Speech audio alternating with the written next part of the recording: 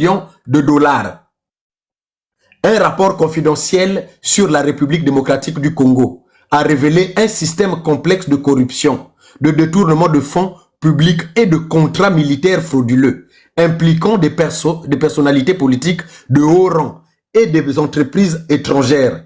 La valeur estimée du détournement des ressources publiques entre 2022 et 2025 est stupéfiante, 722 millions de dollars américains. Le rapport expose un réseau de sociétés écrans et de paiements offshore, souvent vers des juridictions telles que le Qatar, les Émirats arabes unis, la Turquie et le Liban. Ces fonds ont été canalisés vers des contrats militaires avec des entreprises telles que Fix Defense Industries de Turquie, qui, bien qu'elle ait émis des factures pour la livraison d'équipements de défense tels que des fusils tactiques, des gilets pare-balles et des lunettes de vision nocturne, n'a pas enregistré une grande partie de la livraison.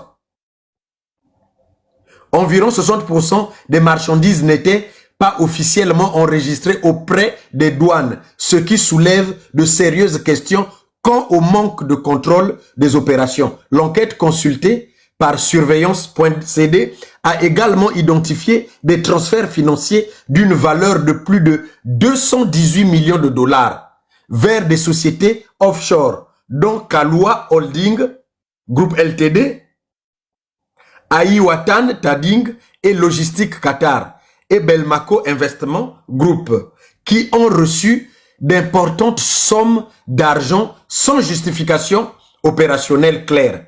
Ces paiements dépassent souvent 2 millions de dollars par transaction, étaient décrits comme une facilitation stratégique des transactions, mais sans aucune documentation ni responsabilité pour les services fournis. Implication des hauts fonctionnaires et des personnalités politiques. Le rapport consulté révèle que d'éminentes personnalités politiques de la RDC, dont Madungu Bula, conseiller privé du président, Thierry Tshisekedi, frère du président Félix Tshisekedi, et Jean-Pierre Bemba, ancien vice-premier ministre et ministre de la Défense, sont impliqués dans la coordination de contrats frauduleux et le détournement de matériel militaire. Monsieur Prince, le détournement, non seulement de fonds, peut-être même le détournement de matériel militaire. Lorsqu'on a un sulfureux personnage comme Jean-Pierre Bemba, sincèrement, est-ce qu'il n'y a pas à craindre pour les jours à venir? Oui, forcément, monsieur La Liberté, forcément, il y a beaucoup à craindre. Moi, l'erreur tactique que Tshisekedi a eu à faire durant son mandat, c'est de rapprocher Jean-Pierre Bemba. Je comprends, parce que lui, étant civil, s'était dit, si je fais alliance inceste avec Jean-Pierre Bemba, alors qu'ils ne s'entendent pas, ça va lui donner un peu cette force militaire qu'il n'a pas. Et bien entendu, Jean-Pierre Bemba, c'est quelqu'un qu'il faut craindre, parce que c'est un ancien rebelle, c'est un ancien criminel, et surtout, il doit sa vie politique à Félix Tshisekedi. Il sait très bien que son ennemi juré, c'est Joseph Kabila. Non seulement il l'a battu sur le plan politique, militaire et aussi judiciaire au niveau de la RDC, alors pour lui, il essaie de maintenir Tshisekedi dans la psychose de peur pour que Tshisekedi ne l'éloigne pas, mais surtout pour qu'il puisse profiter au maximum de la, je ne dirais pas négligence, mais de cette virginité, je m'excuse, militaire, pour que lui soit celui qui donne les explications. C'est comme ça que le premier mandat, on lui a confié le ministère de la Défense. Il n'a pas su se défendre. Et c'est quelqu'un qu'il faut craindre justement parce que Jean-Pierre Bemba, rebelle MLC, c'est quelqu'un qui a été patronné par les Ougandais. Il a des entrées chez Museveni. Donc entre Jean-Pierre Bemba et Tshisekedi, Jean-Pierre Bemba est mieux entré au niveau de l'Ouganda. Donc Jean-Pierre Bemba, ce qui lui manque aujourd'hui, c'est l'effectif. Tous ces militaires qu'il avait au niveau de la capitale, au moment de l'affrontement avec Kabila, ils sont partis du côté Brazzaville. Et c'est du côté Brazzaville que le président Sassou Nguesso les a récupérés. Et ils n'ont même pas l'intention de revenir de ce côté. Alors, ce qu'il a eu à faire, beaucoup de gens n'arrivent pas à comprendre et ça n'engage que moi. Il a dit au président de la République, on est agressé, moi je veux aller rassembler tout le monde. Le discours qu'il a eu à tenir au niveau de l'Équateur, son fief naturel, il a dit aux jeunes, quand moi j'étais ici, vous avez vu comment on a eu à faire, oui, réunissez-vous encore une fois de plus, je viendrai moi-même vous donner des armes. Donc, il est en train de compter justement à ça pour que ces jeunes puissent être armés. Et ces gens-là n'écoutent pas, n'ont pas confiance à Tshisekedi, ils ont confiance à Jean-Pierre Mbemba. Et c'est comme ça que moi j'estime tout simplement que c'est un danger. C'est un danger permanent. Les gens, j'ai entendu mon frère Bart, si je ne me trompe pas, dire que Tshisekedi, Jean-Pierre Mbemba était mieux nanti et tout ça. Non, le père Mbemba Saoulona et celui de Tshisekedi, ils ont travaillé ensemble. L'autre était patronat, l'autre était en politique. C'était des amis, tous les amis de Mobutu.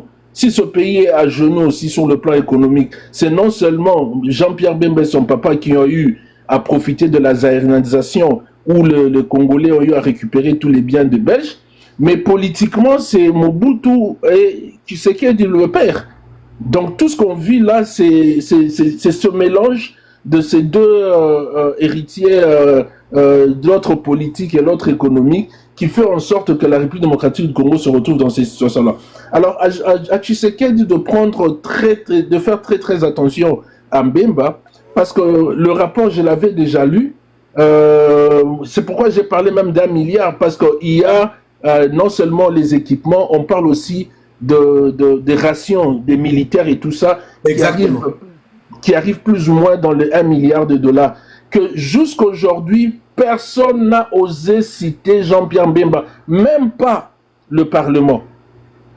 Et Tshisekedi laisse passer comme ça quelqu'un qui connaît bien le secteur militaire, il vous envoie les équipements qui sont à peu près, les drones qu'il a eu à acheter auparavant, on les a tous descendus, et aujourd'hui, c'est la même personne qu'on sort au niveau de la défense, qu'on ramène au niveau du transport, et tout porte à croire, selon mes informations, que Jean-Pierre Mbemba risque de rentrer vers la défense. Alors, moi je pense que ça sera l'erreur tactique que Tshisekedi risque de faire, parce qu'effectivement, Jean-Pierre Mbemba ne rêve que de la présidence. Lui rêve que d'être président de la République. Parce que là, il devient mal à l'aise, parce qu'il a essayé de monter Tshisekedi par rapport à tout ça, mais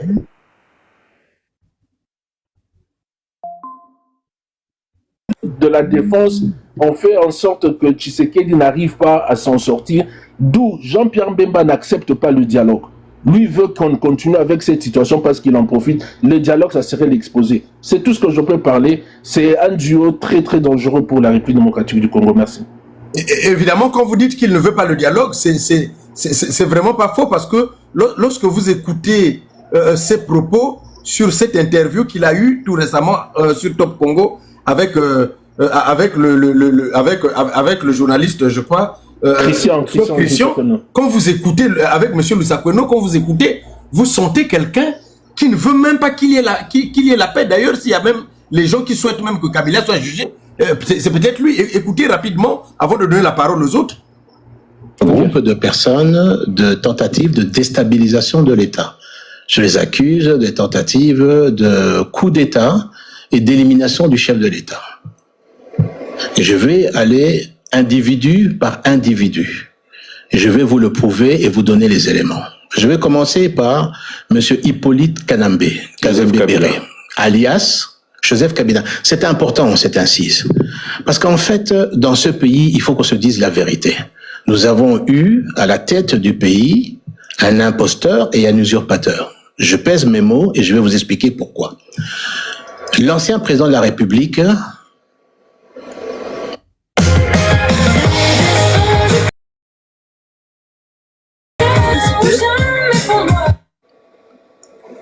est arrivé comment? Il était l'aide de camp du chef d'état-major général de l'armée rwandaise. Dans ses bagages, il y avait Hippolyte Kanambé, qu'on a fait passer pour le fils de Laurent Désiré Kabila. Or, Hippolyte Kanambé est un agent de l'armée rwandaise.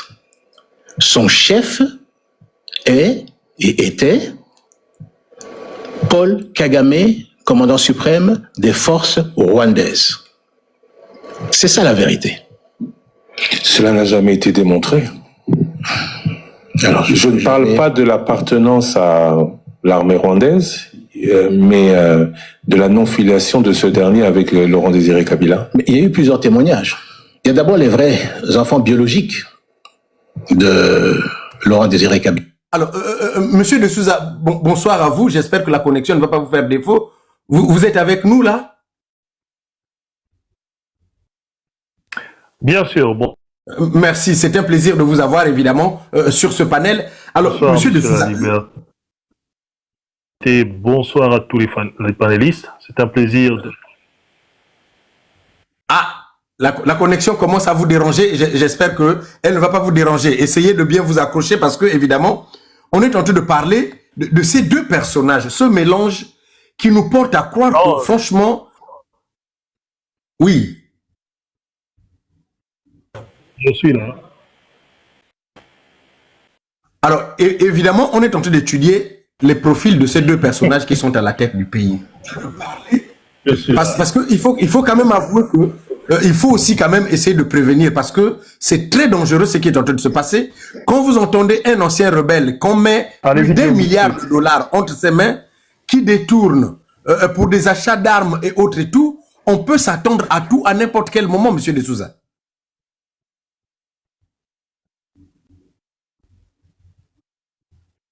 Je crois que la connexion risque de vous déranger. Hein. La connexion va vous déranger. La connexion est en train de vous déranger. d'Afrique. Ouais, malheureusement, à Béni, là où vous êtes, la connexion dérange. Donc, essayez soit de se relancer, vous descendez, et puis vous relancez. Comme ça, on va vous prendre tout à l'heure. Effectivement. Oui. Tout à n'importe quel moment. Tout à fait. La connexion vous dérange. On ne vous entend pratiquement pas. On ne vous entend pas. Malheureusement. Alors, on va rapidement prendre Cartouche. Cartouche qui est là avec nous. Alors, mon cher Cartouche, vous qui êtes aux États-Unis, est-ce que vous regardez de très près ce qui est en train de se dérouler? Parce que il faut quand même avouer, il ne faut pas qu'il y ait des surprises. Aujourd'hui, il y a peut-être un statu quo entre l'FCM 23 et Kinshasa, mais dans les valises de Félix, tel comme a dit le président, comme a dit monsieur Bemba, qui dit que Kabila est venu dans les valises de James Kamarebe, lui-même qui est dans la valise de Félix, est une épine pour Félix quand même, non? Mais vous savez, monsieur La Liberté et tous les participants, vous devez savoir d'abord, on a toujours dit que qui s'assemble se ressemble. Si vous regardez ces deux héritiers, on est en train de parler de ces deux héritiers qui se retrouvent à la tête de notre pays aujourd'hui et qu'il y a personne qui peut conseiller à l'autre que ce que nous sommes en train de faire quand même ne sont pas les seuls Congolais. Mais à chaque fois, on a toujours dit qui trahit, trahira. Celui qui a commencé, qui a goûté déjà au sang. Je ne crois pas que vraiment, d'une baguette magique comme cela, il va abandonner ses idées machiavéliques. Parce que il y a l'un qui est avec l'autre, donc il ne peut pas apprécier. Comme il y a un prédécesseur qui a dit sur les études faites de M. Jean-Pierre Bemba. Et bon, la qualificatif de M. Chilombo. Vous devez comprendre qu'il n'y a pas match. L'un est économiste et l'autre qui n'a pas étudié. L'un est rebelle, l'autre est civil. Donc, je ne sais pas s'ils peuvent cohabiter sans qu'il y ait l'anguille sous roche. Moi, je pense que à l'air donnant toujours le temps et les oreilles, il y aura toujours un jour. Puisque vous avez dit là-bas, aujourd'hui, comment il est en train de parler? Il est en train de prédire la mort de quelqu'un, de son soi-disant ami ou son pote. Il est en train de le prédire, c'est juste pour dissuader les gens, que les gens regardent ailleurs et les jours J, ça sera des surprises. Parce que si quelqu'un prend les armes, il se bat pour le pouvoir. Et s'il s'est battu vers l'Équateur, il était à la recherche du pouvoir. Et aujourd'hui, le pouvoir est sur la rue. Vous voyez, vous tous, vous connaissez, vous êtes vraiment témoins que il n'y a pas quelqu'un, ce n'est que des pillards à la tête de notre pays. Alors, qu'est-ce qui garantit cette alliance-là, cette amitié entre ces deux personnes, l'un qui maîtrise bien les armes et l'autre qui connaît ce n'est que détourner? Je crois que il y a pas quelque chose à réfléchir, pas plus. Et surtout, comme il est en train de prédire qu'il y aura ceci, il y aura un coup d'État, il y a un point d'interrogation toujours à se poser. Est-ce que cette alliance continuera jusqu'au bout et ça ne se terminera pas comme Thomas Sankara avec Blaise? Très bien. Et ça ne se terminera pas comme cela? Parce que Compaoré et Sankara, ils étaient, n'est-ce pas, c'était un duo. Plus que même ce qu'ils sont en train de faire aujourd'hui, puisqu'ils faisaient des gymnastiques ensemble, tout ensemble. Mais l'un finit par trahir l'autre. Raison pour laquelle nous, on est en train de regarder les médiocrités. Au détriment de tous les Congolais et tous les 100 Congolais qui se sont bâtis pour que ces Congos puissent se tenir debout. Aujourd'hui, si nous, on était en train de dire que Kabila dégage, on voulait le mieux que Kabila, on voulait le plus que Kabila. Mais aujourd'hui, il nous retourne encore en arrière, là où nous commençons maintenant à réfléchir sur Kabila et à penser qu'il est le seul homme qui pouvait encore, pourtant, là où il avait rencontré notre pays, c'était sous les escaliers, à la fin de ces escaliers. Donc il fallait monter aux étages déjà. Parce qu'on avait déjà tout pour démarrer. Mais aujourd'hui, Félix nous ramène encore à regretter Kabila. Celui qu'on chantait jour et nuit dégage. Vous voyez? Alors, c'est Dieu ici que nous sommes en train de voir aujourd'hui. Moi, je crois que c'est l'hypocrisie. Ce sont des profiteurs. Il y a l'un qui couvre l'autre et l'autre qui chante pour l'autre. Mais un jour, on l'apprendra peut-être pas le média que l'un a trahi l'autre entre les deux. Puisqu'on dit toujours que les loups ne se la mangent pas. Mais en politique, il n'existe jamais un ennemi éternel, non plus un ami éternel. C'est tout ce qu'il disait pour ce Félix. Aujourd'hui, qui pouvait croire qu'il pouvait chanter le nom de Félix partout? Il va faire chanter même son nom, même à l'Équateur. Qui pouvait imaginer? Personne. Mais aujourd'hui, voilà, ils s'assemblent pour détourner le pays, pour détruire notre pays, mais l'histoire les retient. L'histoire va s'écrire. Parce que c'est des enfants je ne sais pas, ce sont des profiteurs, des héritiers, qui sont en train maintenant de détruire notre pays systématiquement. Aujourd'hui, on n'est plus fiers de retourner chez nous, donc on a même honte. Parfois, quand on vous montre ce qui se passe dans notre pays, s'il pleut, aujourd'hui, s'il pleut, et on vous prend les images, vous balayez ça. Mais c'est grave, c'est horrible. C'est horrible, vous avez honte. Et quand on vous parle, on dit, c'est les informations que le pays, c'est un pays riche, un pays scandaleux sur les matières premières. Mais c'est malheureux de voir ce qui se passe là-bas. Raison pour laquelle moi j'ai dit qu'il est quelque chose de la bonne foi et de la mauvaise foi que Félix est en train de montrer. Quelqu'un de la bonne foi, il peut prendre même les ciments et nous arranger même les routes, même en ciment, en béton. On peut rouler. Mais aujourd'hui, regardez la ville de Kinshasa. Vous n'avez pas vous imaginer. C'est incomparable. Nulle part ailleurs. La capitale, s'il vous plaît, ça c'est la capitale. Donc Goma est en train de refléter un bijou. Et cela, c'est à l'intérieur, selon les Quinois. Ils appellent ça à l'intérieur. Mais regardez Goma, regardez Kinshasa. Regardez Lubumbashi, regardez Kinshasa. Regardez Bukavu, regardez Kinshasa. Vous avez même honte de dire que ça c'est la capitale. Même la commune de la Gombe, là, on est en train de dire que non, il y a des gens. Mais c'est malheureux toujours. Alors, ça prouve que notre pays est gravement malade, dont il faut sauver. La maladie s'appelle Félix, et le remède, c'est lui toujours. Donc, il faut lui bouter dehors. Il faut lui bouter dehors. Il nous a causé la honte. Aujourd'hui, si un Rwandais peut monter et nous injurier tous, c'est parce que Félix l'a voulu. Puisque, à l'époque de Mobutu, aucun autre État qui dédaignait les Zaïre à l'époque. Puisque un Zaïrois, partout il se présentait, on lui devait du respect. Vous allez vous rendre compte que un combat de boxe qui doit se jouer aux États-Unis, pour gagner plus, les doubles, il fallait aller les jouer aux Zaïre. Hein? Entre Cassius Clay et George Foreman. On a cherché là où l'économie est stable. là où le monnaie est stabilisé, on a amené ça au Zaïre. Ça prouve que, au lieu que nous avancions, on est en train de redresser notre pays jusqu'au bout, jusqu'à la fin. Aujourd'hui, c'est une honte de venir, de se présenter congolais. Attendez, monsieur Cartouche, vous avez soulevé un point rapidement pour chuter. Comment vous expliquez que Félix, qui a quand même grandi quand même en Belgique, il connaît un peu l'Occident quand même. Est-ce que c'est le mauvais cœur? Est-ce que c'est de l'incompétence? Est-ce que c'est la haine? Parce que c'est quand même quelqu'un qui a grandi en Europe. Donc il y a la possibilité d'arranger quand même Kinshasa, non? Mais non, c'est quelqu'un qui est animé d'une mauvaise foi. Lui dit, mais c'est notre tour maintenant. Et c'est ce qu'il est en train de dire. Gande Yuma Nabino, c'est-à-dire, c'est moi votre Yuma, je ne sais pas comment dire ça en français. Mais Yuma Nabino, c'est-à-dire quelqu'un qui peut accepter n'importe quoi. Donc moi, je ne peux pas, moi aussi, c'est mon tour de gagner. C'est mon tour de bouffer, c'est mon tour de piller. Et pourtant, on n'attendait pas le pillage. On voulait qu'on aille en avant, que les gens puissent, ceux qui sont en Occident, qui puissent partir pour faire maintenant monter des entreprises. Aujourd'hui, c'est ce qu'ils sont en train de dire. Ce que je dis aujourd'hui. Par exemple, si nous regardons seulement l'état de Burkina Faso, un petit pays comme le Burkina, regardez comment est-ce qu'ils se sont développés d'un clin d'œil. Et aujourd'hui, nous sommes là pour applaudir Félix, qui c'est lui qui doit tourner des jours et nuits, chaque jour, des milliards, 320 milliards d'une seule famille.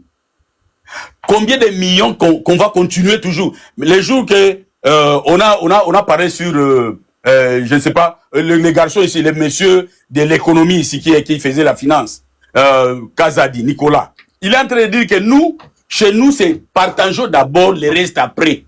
Vous vous rendez compte? Et puis les Congolais sont habitués déjà à écouter, on a détourné, les mots détournement des millions, ça devient comme du pain au Congo. C'est à l'accoutumée. Donc il n'y a plus personne qui peut être effrayé quand on parle de détournement au Congo. C'est un mot qui est devenu comme c'est la normalité de la chose au Congo. Donc quand on vous dit, si les informations, tel a détourné, donc les gens commencent à normaliser ça.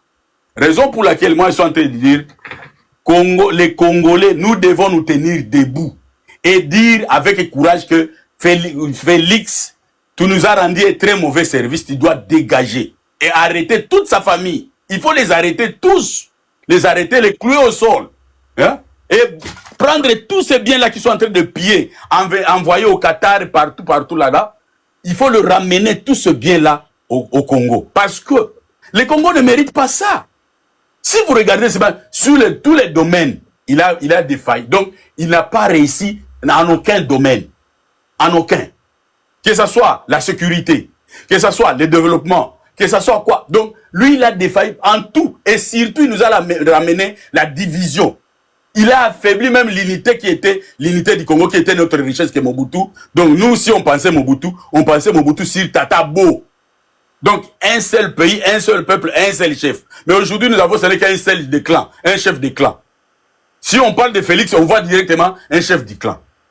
Et pourtant, notre pays, c'est lui qui était à Kasumbalé, ça. Il s'est trouvé, quand il est à Manguruji, il est en train de se trouver qu'il est au Congo. Il est au Zaïre.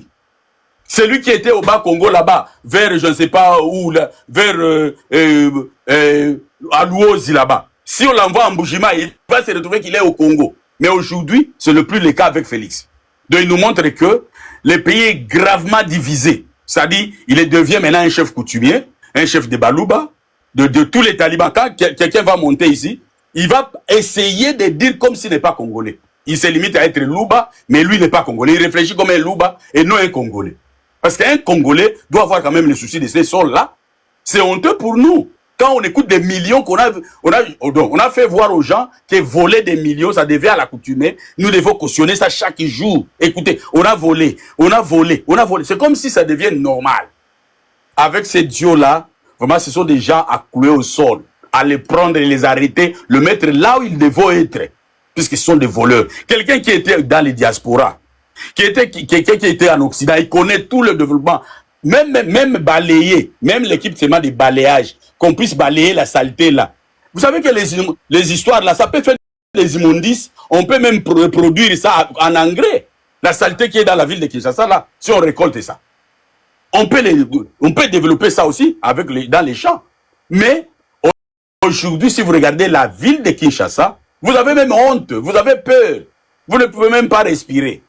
Alors, monsieur La Liberté, pour nous, vraiment, il est honteux. Un homme comme Félix, il va continuer toujours à dire, il va rester là-bas. Donc, il va continuer. C'est l'injure. Je ne sais pas, c'est... Vraiment, je manque même le mot. Parce que ça ne va pas. Ça ne va pas. Évidemment. Merci beaucoup, Cartouche, évidemment. Il y a Maman Hélène qui nous a rejoint. Avant de prendre Maman Hélène, rapidement, parce que Monsieur de Souza, qui est un peu dans une zone où la connexion n'est pas bonne, on est obligé de commencer avec lui. Monsieur de Souza, j'espère que la connexion ne va pas vous faire défaut, puisque je vais vous écrire en commentaire. Alors, ce duo qu'on est en train de décortiquer là, sincèrement, tout porte à croire que cette histoire ne risque pas de finir comme ça. J'ai comme l'impression que il y en a un qui veut terminer pour que l'autre essaie de récupérer, parce que, évidemment, ils se sont fait un duo, mais qui personne ne conseille l'autre quant au dialogue pour se dire, bon, Félix, je sais que tu es président, mais à l'époque, il y a eu aussi cette situation. Regarde comment on avait géré. On a fait quand même un gouvernement 1+4 et tout. On s'est assis. C'est notre pays, c'est la jeunesse congolaise qui souffre et tout. S'il te plaît, est-ce qu'on peut appeler les autres et puis essayer de s'asseoir? Mais non, lui, il est dans l'invective. Le contraire, c'est même lui qui porte des accusations en disant que les autres veulent éliminer le président. C'est même lui qui va plus loin, qui dit que Joseph Kabila était un Rwandais et tout. Alors qu'il n'y a même pas quelques jours, la justice militaire, en faisant l'état civil de Kabila, a été très claire. Joseph Kabila, fils de Mouzé Kabila et de Madame Sifa, congolais de père et de mère, né au Congo. Bon, on a comment un ministre de la Défense, quelqu'un qui a été vice-président de la République démocratique du Congo, quelqu'un qui a été aussi rebelle, comment peut tenir de tels propos? Est-ce que c'est un duo qui est un danger pour le Congo, monsieur de Souza? J'espère que cette fois-là, vous m'entendez. Très bien. Est-ce que c'est bon, non? Ok, je vais rester à cette position. En fait, moi, je voudrais... en fait, les prédécesseurs ont bien expliqué, n'est-ce pas, les origines, la nature de Félix, la nature de Bemba, ainsi de suite. Je ne veux pas revenir sur ça, mais je voudrais par contre revenir sur le tandem qu'ils ont créé. En fait, j'essaie d'interpréter le tandem Félix Bemba comme étant un tandem de circonstances et non un tandem de convictions. Parce que vous savez, il faut bien lire les choses. Lorsque Félix avait mis fin à sa majorité là, avec le FCC de Joseph Kabila en 2021, pour gouverner seul, sachant qu'il n'avait pas le contrôle de l'armée, sachant qu'il n'avait pas le contrôle de l'appareil politique, sachant qu'il n'avait pas le contrôle, je dirais même de la diplomatie, ce qu'il avait pris comme décision, c'était de s'allier ou de s'entourer des barons politiques. Ici, je définis barons politiques, tous les personnages ou toutes les personnalités avec une certaine aisance, une certaine audience et surtout une certaine, je dirais, comment dire, influence sur la scène politique, militaire, sécuritaire, ainsi de suite.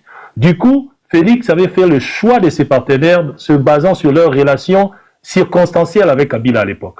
Vous avez dit quelque chose de très important que je vais d'ailleurs utiliser comme étant élément d'argument, c'est que Félix avait fait le choix de Jean-Pierre Bemba autour de lui parce qu'il savait que Jean-Pierre Bemba était déjà en opposition avec Joseph Kabila, étant donné que c'est lui qui l'avait envoyé pratiquement à la CPI à l'époque où il y avait la guerre à Kinshasa. C'était une façon de s'entourer en fait des opposants de Joseph Kabila qui constitueraient en fait ce qu'on appellerait une ligne de fusibles pour le protéger et le protéger son pouvoir. Vous avez vu, Félix avait pris Jean-Pierre Bemba, il y avait à l'époque Vital Kamerhe, qui aujourd'hui aussi est vilipendé, et il y avait un monsieur qui s'appelait Modeste Bahati. Modeste Bahati qui est toujours là, mais qui est actuellement dilué dans la soupe, mais qui a ramené avec lui ses députés qui se sont retrouvés autour de Félix, avec sa majorité parlementaire, que Félix a fini à déplumer, parce que Félix s'est arrangé pour recruter ses députés et l'isoler lui-même. Ça, c'est la technique de Félix.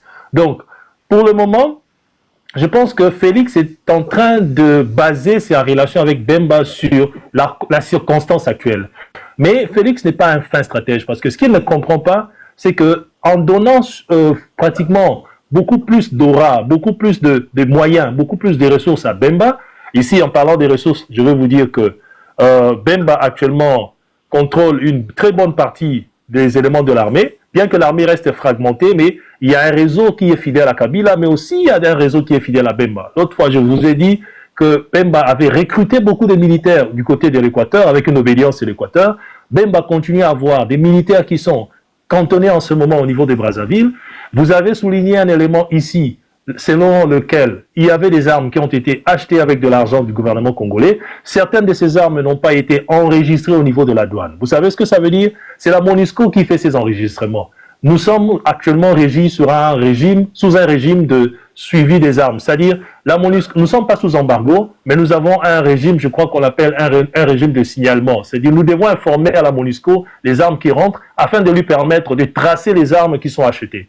Les armes qui ont été achetées, certaines n'ont pas été réellement achetées, c'est-à-dire l'argent est sorti mais n'ont pas payé les fournisseurs, et cet argent s'est retrouvé partagé entre Bemba, le frère de Félix, ainsi que l'ami de Félix Mandungu, comme vous l'appeliez, mais aussi il y a des armes qui ont été achetées, et ça je vous le confirme, mais qui n'ont pas été, livrées à la FRDC. Ces armes ont été disséminées, livrées quelque part, à travers d'autres moyens d'entrer en RDC, notamment à travers la Centrafrique, sans que cela soit identifié à la douane. Et ces armes sont où? Ça, vous ne savez pas. Et je pense que ça, c'est la sensibilité de la relation entre Félix Tshisekedi et Bemba. Ce qu'il n'arrive pas à savoir, c'est que à long terme, Bemba peut devenir un réel problème contre lui-même à l'interne.